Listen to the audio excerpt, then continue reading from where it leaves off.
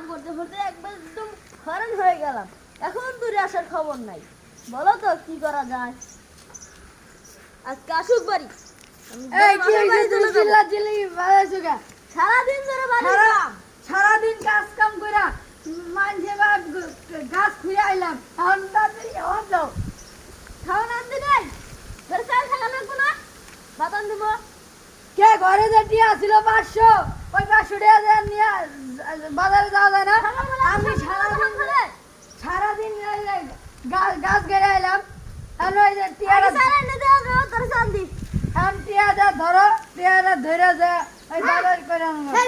আপনার চুপ করে দেখেন। আপনার জন্য এখানে আমরা এই যে ঘুমাতে পারিনি।